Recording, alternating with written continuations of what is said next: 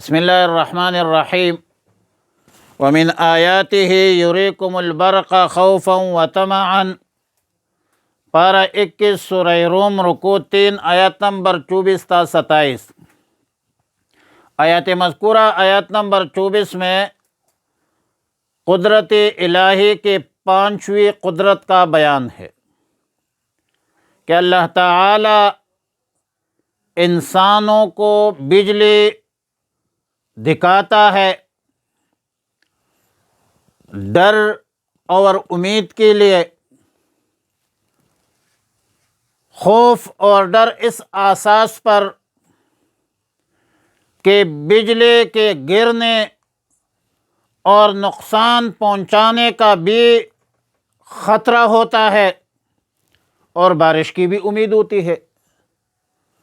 وہ بارش جو خشک اور بے جان زمین کو زندہ کرتا ہے، سرسبز و شاداب تر و تازہ کر کے طرح طرح کے درخت پھل اور پھول اگاتے ہیں۔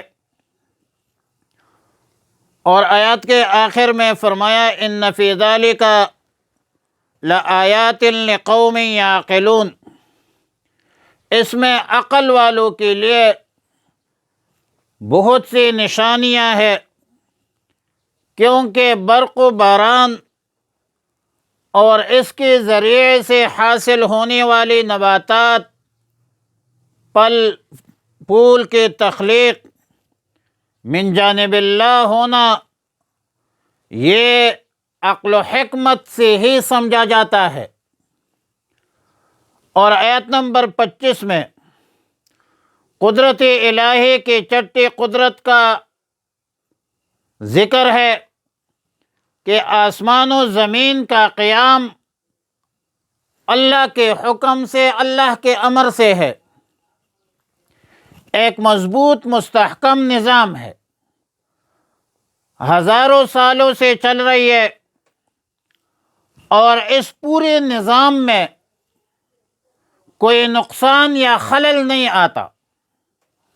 لوگ ختم ہو رہے ہیں، مر رہے ہیں، دفن ہو رہے ہیں، لیکن کائنات عالم کا نظام قائم ہے، دائم ہے، اور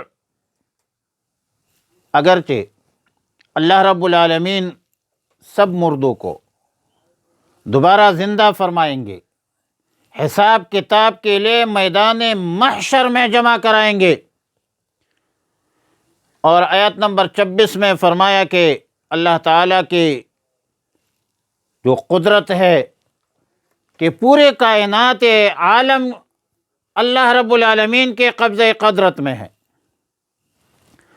جتنے بھی مخلوقات ہے، انسان ہے، فرشتے ہیں، جنات ہے، ان سب مخلوقات اللہ کے مخلوق ہے، اللہ کے مملوک ہے، سب کے سب اللہ کے تابع ہے، مسخر ہے۔ اور ظاہر ہے کہ جب سب اللہ کے تابع ہے، سب اللہ کے حکم کے تابع ہے، تو اللہ وہی ذات ہے جو اول بار پیدا فرماتے ہیں انسان کو۔ هل اتى على الانسان حين من الدهر لم يكن شيئا مذكورا۔ اور یہ تخلیق خالقیت جو ہے یہ سب کے نزدیک مسلم ہے، سب مانتے ہیں کہ کس نے ہمیں پیدا کیا؟ اللہ نے پیدا کیا ہے، پھر اللہ دوبارہ بھی تمہیں پیدا کرے گا، جس کا ثبوت دلائل سے معلوم ہوتا ہے اور خبر صادق سے ثابت ہے۔ منکرین بعد الموت کے نزدیک تو پہلے بار پیدا کرنا یہ مسلم ہے، تو بھائی دوسرے بار آسان کرنا تو زیادہ آسان ہے۔ یہ تو بشری عادات اور اطوار کے اعتبار سے عادت غالبہ یہی ہے کہ ایک چیز پہلی بار کرنا مشکل ہوتا ہے، دوسری بار آسان اور سہل ہوتا ہے، وَهُوَ أَهْوَنُ عَلَيْهِ، تھوڑا سا عقل تو استعمال کرو، وَلَهُ الْمَثَلُ الْأَعْلَى، اللہ کے لیے بہترین امثلہ، بہترین شان ہے۔ وَلَهُ المثل کا ترجمہ ادھر اکابرین شان سے کرتے ہیں، اللہ کا شان بہت بڑا ہے۔ لفظ مثل ہر ایسی چیز کے لیے بولا جاتا ہے جو دوسری چیز سے کچھ مماثلت یا مناسبت رکھتی ہو۔